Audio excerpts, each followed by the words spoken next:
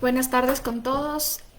Qué pena tuvimos algunas dificultades técnicas para conectarnos para este nuestro primer programa de Derecho Administrativo en Cristiano. Sin embargo, una vez que los hemos superado, me permito presentarme. Soy Gabriela Castillo Aguilar y desde el día de hoy voy a ser la presentadora de este programa en el cual vamos a tener el objetivo de difundir algunos conocimientos relativos a derecho administrativo. De la misma manera, vamos a tratar de centrarnos en algunos casos prácticos para poder tratar de entender de una forma más digerible lo que es el derecho administrativo. ¿Cuál es la idea? Dejarnos de lado de los tecnicismos, apartarnos un poco de un lenguaje estrictamente jurídico para tratar de entender lo que involucra el derecho administrativo visto desde la óptica de lo que hace la administración pública, ¿no? Para lo cual vamos a empezar con algunos breves conceptos relativos a derecho administrativo. No podemos dejar de lado la base de esta ciencia, ¿no? Tenemos a la autoridad pública. ¿Qué es la autoridad pública? ¿Qué entendemos por ella? Necesariamente la autoridad es el poder que tiene una persona respecto de otra para hacer que ésta realice alguna cosa, haga alguna actividad. Entonces es el ejercicio de una actividad. Y desde la postura de lo público involucra que existe una obligación que nace de un mandato moral para realizar una actividad concreta. Tal es el caso de una autoridad de elección popular. El alcalde, por ejemplo, en el cantón, dentro de un régimen democrático, es el que recibe el mandato popular que lo legitima como autoridad pública. Y como autoridad pública puede realizar determinadas actividades, tales como delegar algunas de sus funciones, presidir el consejo cantonal, realizar un sinfín de actividades relativas al cargo. ¿Qué es una potestad pública entonces? Es el poder que tiene el Estado para cumplir con los objetivos de su creación. Es esta especie de fuerza moral, ¿no?, que nace de la soberanía y que permite gobernar a una nación. Esta potestad pública es connatural a la propia existencia del Estado. Entonces, ¿qué es lo que busca cuando tú confieres una potestad pública? Que el Estado vaya plasmando los fines que tiene como tal. Representar, por ejemplo, a un gobierno, ¿no es cierto? Si el Estado, desde esta estructura, es un Estado central, ¿qué es lo que procurarías? Que delegue distintas potestades a otros órganos para descentralizar estas funciones y para que se pueda cumplir con el fin mismo del Estado. ¿Qué es entonces una atribución pública? Es el marco jurídico dentro del cual puede actuar el órgano u organismo público. Para ello, la Constitución o la ley determinan concretas funciones. Por ejemplo, ¿qué ocurre con el Consejo de la Judicatura? Tiene algunos órganos para poder realizar las actividades de control disciplinario. También tiene obviamente la potestad administrativa, ¿no? Pero ¿qué pasa, por ejemplo, con el director general del Consejo de la Judicatura? Esta es una autoridad pública y tiene la facultad de delegar las atribuciones que la ley le confiere a otras personas, por ejemplo, a sus subordinados. Si es que el director del Consejo de la Judicatura no tiene disponibilidad de tiempo para abarcar el sinnúmero de actividades propias de su competencia, que le son determinadas en el Código Orgánico de la Función Judicial, ¿qué actividad se requiere? La delegación. Entonces, dentro del uso de esas facultades que tiene el director general del Consejo de la Judicatura, va a dar esas actividades a los subordinados, les va a permitir que en su representación vayan y, por ejemplo, se encarguen de realizar la convocatoria a un concurso de méritos y oposición. Se encarguen de difundir información relativa a las atribuciones que, como les digo, le confiere directamente el Código Orgánico de la Función Judicial. Lo mismo ocurriría con un ministro de Estado. ¿Es delegado por quién? Por el presidente de la República. ¿Para qué? Para que cumpla un fin mismo del Estado. Entonces, por ejemplo, en el caso del ministro de Educación, es delegado desde el Ejecutivo. Entonces, ¿qué está haciendo el Ejecutivo? Descentralizar esas actividades que tiene, ¿no es cierto? No se puede pretender que una sola autoridad pública realice todas las actividades a la vez. Por esa razón, a través de la delegación, es el ministro el que asume esa competencia para representar al Estado, o sea, al Estado central, en el ejercicio de una actividad concreta. ¿Qué es lo que hace, por ejemplo, el ministro de Educación? Tiene a su cargo las competencias y atribuciones en lo que refiere a la educación primaria y secundaria en el país. Por lo tanto, el ministro de Educación, que representa al presidente de la República, realiza esas actividades concretas en virtud de esa delegación que se le confiere. De otro lado, ¿qué son las facultades públicas? Son un conjunto de aptitudes entregadas al titular del órgano público para que las ejerza en virtud de las atribuciones legales que tiene. ¿Qué sería entonces la facultad? Viene de facultativo, de posibilidad, de deseo. Puede ser que la autoridad pública decida delegar. Puede ser que no. ¿Qué tal que el director general del Consejo de la Judicatura quiere de forma directa asumir esa competencia en virtud de esas atribuciones públicas que la ley le da? Entonces dicen, bueno, en realidad no quiero que otra persona asuma esto, ¿no? Voy a hacerlo directamente. Y puede hacerlo.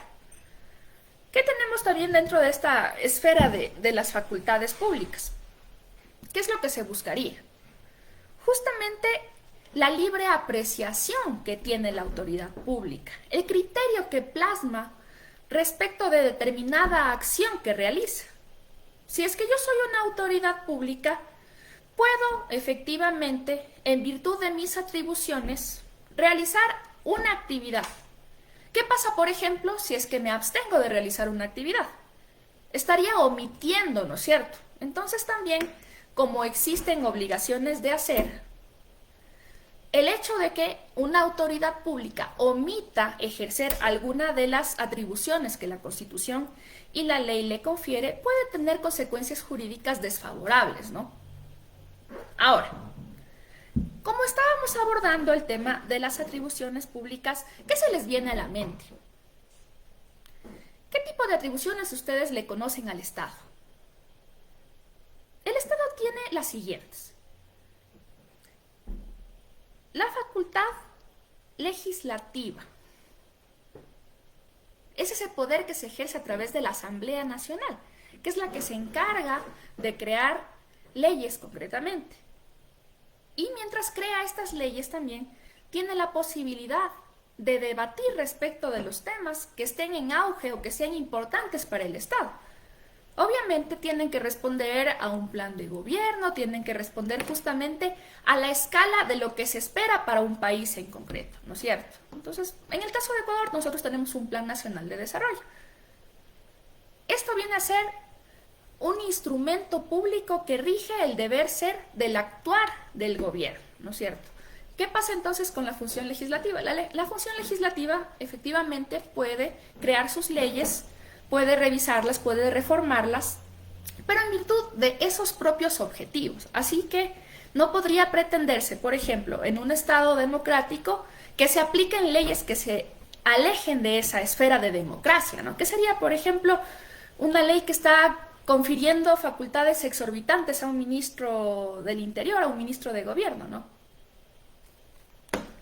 Por esa razón, la ley establece de forma concreta qué atribuciones tiene el Estado. Y si no está dentro de ese marco de atribuciones, simplemente no puede realizarse, porque se estaría apartando de ese marco jurídico, de ese Estado de Derecho, si lo quieren ver desde esa esfera, ¿no? ¿Qué otras facultades ustedes le conocen al Estado? Tiene también la potestad reglamentaria, la controladora.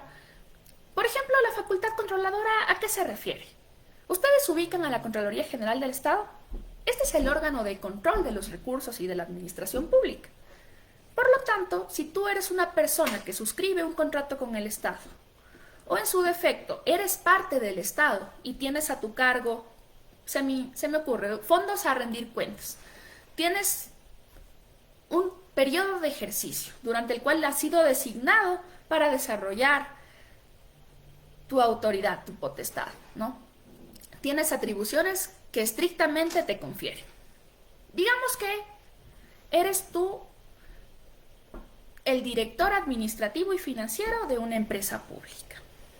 Y como tal, te dan algunas atribuciones. Te dicen, por ejemplo, que vas a tener a tu cargo el pago de nómina, vas a tener también a tu cargo un fondo a rendir cuentas para gastos administrativos pequeños, o sea, gastos de tipo operativo.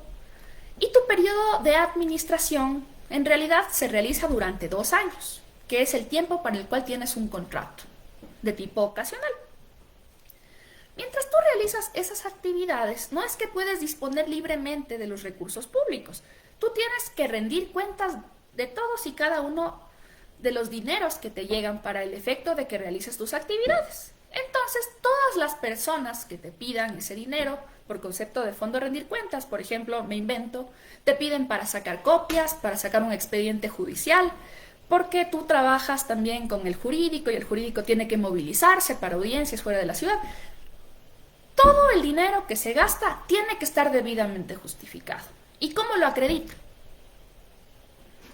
La autoridad luego va a pedirte a ti, como director administrativo y financiero, que digas qué gestión realizaste durante el periodo de tu administración.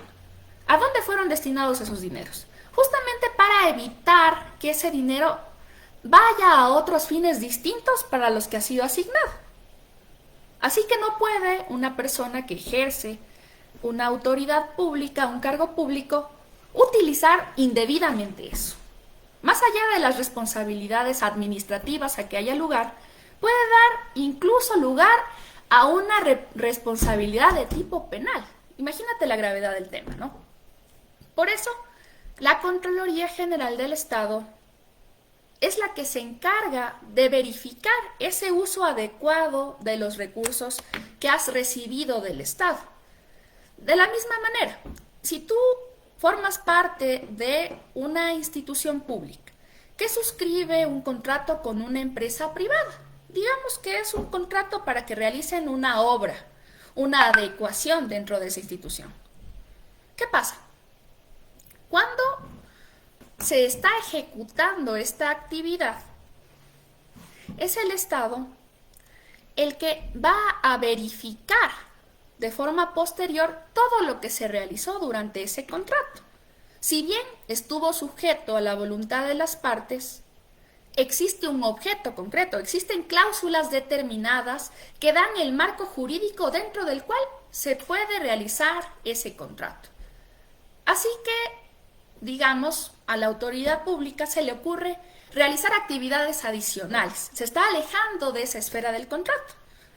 Y si aquello no está determinado de forma escrita, corre el riesgo de que si es que le dicen haga tal o cual actividad y no existe un respaldo a través de un contrato como tal, ¿de qué forma va a justificar la realización de forma posterior de obras, de actividades?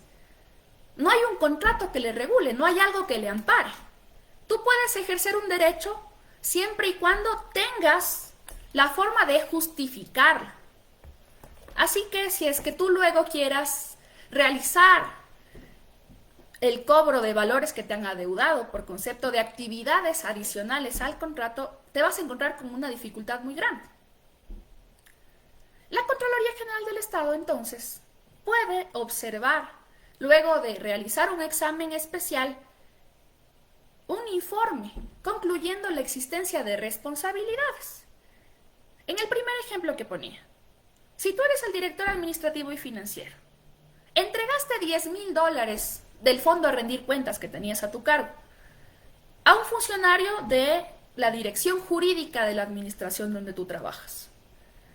Este funcionario te dijo que necesitaba esos $10,000 porque tenía a su cargo 200 procesos judiciales, tenía que sacar copias, tenía que movilizarse porque no todos eran en la ciudad de Quito, muchos de ellos eran en Riobamba, en Ibarra, tenía que desplazarse en sí de la ciudad.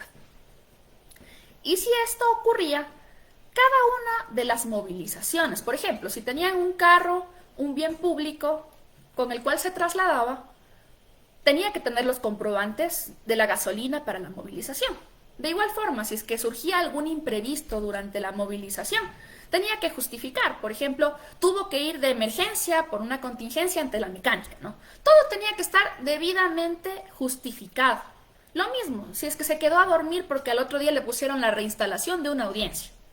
Todo eso tiene que estar acreditado. Y si no, el Estado no puede darte el dinero sin que medie una justificación. Entonces, al cerrar el mes, la directora administrativa tenía que tener con claridad los justificativos de todas y cada una de las actividades que se realizaron. Si es que no lo hizo, si se le pasó por alto, quizás por desconocimiento, no es que la Contraloría General del Estado pierde esa potestad que tiene de controlar esos recursos. No puedes acreditar el desconocimiento netamente de la norma o de qué disposición jurídica te obligaba a rendir cuentas respecto de la administración de fondos. No puedes tratar de librarte de esa responsabilidad afirmando el desconocimiento. Es un principio básico de derecho. Si es que en un momento pasó alguna situación, tenías que ponerlo en conocimiento del director administrativo, que era el que estaba a cargo del fondo rendir cuentas. Si no lo hiciste, puede venir la Contraloría y decir, estos gastos que ascienden a un valor de $10,000 no están debidamente justificados. Por lo tanto, luego de realizado el examen especial, concluyo en la responsabilidad civil, en la responsabilidad administrativa de tal funcionario. ¿Y qué pasa después de que te concluyen una responsabilidad? Te glosan. El Estado quiere recuperar esos valores que no estuvieron debidamente acreditados el uso que se realizó. Si no hay algo justificado, simplemente el Estado va a querer recuperar esos valores. Así que la Contraloría General del Estado, en el uso de sus atribuciones, va a realizar un procedimiento administrativo que inicia con un examen especial, que concluye con una resolución y que posteriormente da lugar a que ejerza esa potestad de cobro la Contraloría. Entonces te ordena que realices el pago y tienes un tiempo para hacerlo. Obviamente, no se olviden, la autoridad pública realiza sus actividades dentro del marco que la ley le permite. Por ejemplo, en el caso que les propongo, la Contraloría General del Estado tiene sus facultades determinadas en la Ley Orgánica de la Contraloría General del Estado. Tiene tiempos para ejercer esas actividades. Así que no puede simplemente concluir o determinar responsabilidades al momento que le plazca. Tiene que sujetarse estrictamente a lo que la ley le dice. Ahora,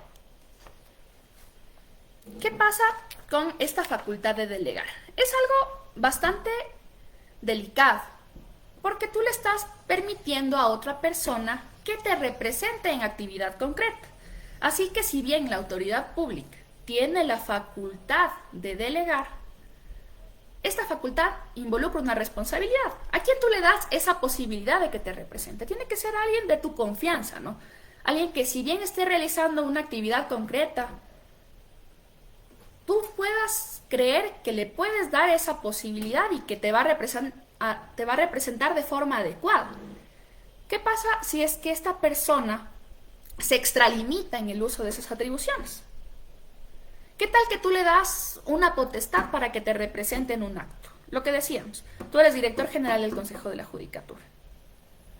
Y tú le diste simplemente esa delegación para que te represente en un acto concreto. Iba a haber una reunión, una rendición de cuentas en alguna institución pública y le dijiste, para ese efecto le delego. Pero esta persona hace un uso abusivo de la delegación, que era por un momento concreto, para una actividad determinada. Y termina yéndose ese mismo día a presentarse con algunas otras autoridades públicas en un concurso de méritos de oposición. ¿Y qué es lo que dice?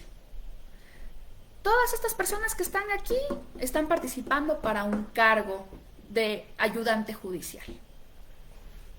Como yo soy el delegado del director del Consejo de la Judicatura, lo que voy a pretender es que le permitan a esta persona tener un puntaje adicional, porque yo confío en que esta persona va a poder realizar de mejor forma estas actividades. Imagínate tú, es un concurso de méritos de oposición y tú estás pidiendo a las personas que están calificando el concurso un puntaje adicional. Primero, que estaría completamente alejado de derecho, ¿no? Está fuera de la ley. Porque no te permite el Código Orgánico de la Función Judicial, la Constitución, básicamente por un principio de igualdad de condiciones, que tú le privilegies a alguien respecto de otros. Entonces tú estás procediendo de forma favoritista, ¿no? Quieres que alguien de tu agrado tenga un puntaje adicional. Y eso es lo que quieres tú hacer en ese concurso. Entonces imagínate, esa es una arrogación de funciones. No está permitido en la ley. ¿Y por qué es arrogación de funciones? Porque estás procediendo de forma arrogante. Estás tomando una competencia que no te corresponde, ¿sí? Por eso es que hay que ser muy cuidadosos al momento de delegar actividades o funciones en concreto. Porque si no lo haces, puede la persona que tiene esa delegación extralimitarse y perjudicarte, obviamente, porque tú le has dado ese voto de confianza para que ejerza una actividad en representación de la administración pública y lo hace de forma errada, lo hace al margen de la ley, lo hace incluso incurriendo ya en una esfera penal al cometer un delito. ¿Sí? Ahora, ¿qué entiendes por competencia? Que es algo que lo hemos tratado de forma recurrente. ¿Qué se entiende? Es el derecho que tiene la autoridad pública para conocer, procesar y resolver asuntos que le han sido atribuidos legalmente. ¿Cómo es esto? Por ejemplo, ¿qué ocurre con los jueces? Los jueces son autoridades públicas. Sus competencias están previstas en el Código Orgánico de la Función Judicial. ¿Y qué pueden hacer los jueces? Así, súper concreto.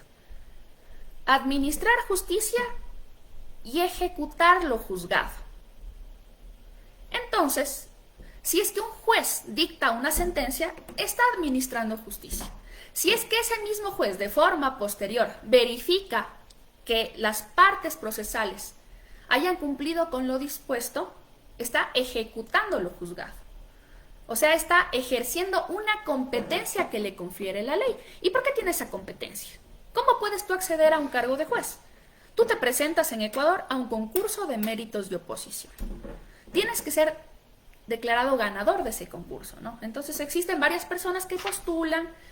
Se supone que las personas que tienen mejor puntaje, que pueden justificar de mayor forma sus méritos, más experiencia, más formación académica, tal vez pueden acreditar títulos concretos dentro del área en la cual van a ejercer las funciones para las que están aplicando, ¿no? Entonces, si tú quieres aplicar para un juez civil, acreditas una especialización en materia civil, acreditas un título de magíster en derecho civil, ¿no? O sea, tú formas un perfil para poder aplicar a esa función.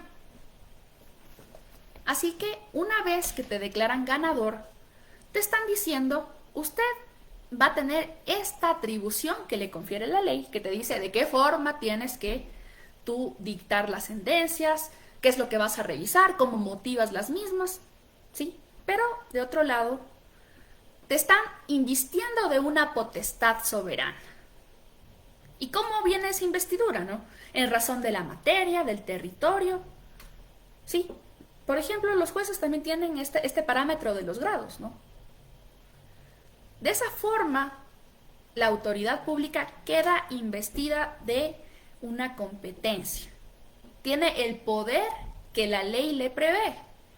Por eso les digo, si es que se aleja de lo que la ley le determina, se está extralimitando en sus funciones, se está arrogando, si es que está tomando atribuciones que no le corresponden. Por ejemplo, ¿qué pasa con un juez civil que pretende dictar sentencia en un proceso laboral? Porque le llega. Quizás alguien no tuvo precisión al momento de presentar una demanda y en lugar de presentarla ante los jueces laborales, la presenta ante una unidad judicial civil. El juez que conoce debería, en primera providencia, excusarse y decir, en razón de la materia, yo no soy competente. como juez civil mis competencias están previstas en el artículo tal del Código Orgánico de la Función Judicial. Por lo tanto, yo no puedo dictar una sentencia, yo no puedo conocer un proceso de tipo laboral. Aquí, en este caso, ¿qué ocurre? Es algo bastante común que se confundan las partes, concretamente la demandada, al presentar la demanda ante una autoridad incompetente y dilata el proceso e innecesariamente da lugar a un conflicto negativo de competencia. ¿Por qué? Porque el juez civil puede decir yo no soy competente, pero el juez laboral, quizás porque es algún tema que no está dentro de la esfera de su conocimiento o porque existe ya un precedente, existe ya algún criterio jurídico, dice yo tampoco tengo competencia. Entonces se enfrentan, ¿no? El juez laboral, el juez civil, que se consideran incompetentes, ¿y qué pasa? Ese proceso necesariamente sube para que se dirima el conflicto de competencia. ¿A quién sube? Ante la Corte Nacional de Justicia. Bueno, estos han sido algunos ejemplos básicos para que nos podamos ir orientando en materia contenciosa administrativa, para que podamos ir entendiendo las potestades de la autoridad pública, midiendo qué es lo que se realiza en materia contenciosa administrativa. Lo público es lo que vamos a contemplar como centro de nuestro análisis. Y las demás facultades, delegaciones y atribuciones que vienen son consecuencia de eso, del poder que tiene el Estado, de esas facultades exorbitantes que se le conceden para que cumpla con sus objetivos, con su fin en sí. El Estado tiene un fin y utiliza para tal las atribuciones, las potestades, las facultades a través de sus delegados, a través de sus representantes. Creo que tengo algunas dudas aquí en la pantalla. Permítanme, voy a dar respuesta. Luis Eduardo Logroño dice, ¿esos reportes de gastos no se siguen haciendo? A ver, ¿qué le recomendaría yo a una persona que se encarga de realizar una actividad relativa a la administración de fondos? Que tiene que guardar, tiene que tener respaldos, porque siempre la Contraloría General del Estado va a tener esa posibilidad, en virtud del tiempo que le prevé la ley, para revisar el uso adecuado que se ha dado a los recursos. Así que, independientemente de que sea un valor que consideres irrisorio, o que sea una suma sumamente alta, fuerte, un valor que exceda al $1.000.000, da igual. Tú justificas tu atribución, tú justificas la actividad que has realizado con los respaldos. Así que sí es bastante coherente tener una carpeta donde tú puedas ir gestionando todos los valores que hayas entregado. Ahora, ¿puede la Contraloría General del Estado realizar sus actividades de control en el momento que desee? No, como lo conversamos previamente, solamente en los tiempos que la ley le confiere para el efecto. Si es que no lo hace, da lugar a la caducidad. ¿Y cuál es la consecuencia de la caducidad?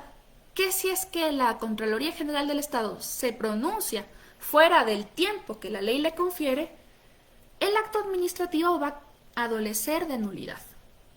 Bueno, esto ha sido todo respecto de nuestra primera entrega de Derecho Administrativo en Cristiano.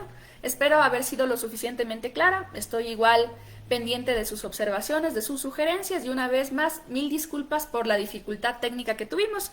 Siempre iniciar un nuevo proyecto involucra aprender constantemente de las formas en las que tenemos que interactuar a través de estos medios digitales que tantas facilidades nos dan. Les mando un abrazo grande, muchas gracias por compartir su tiempo conmigo. Hasta luego.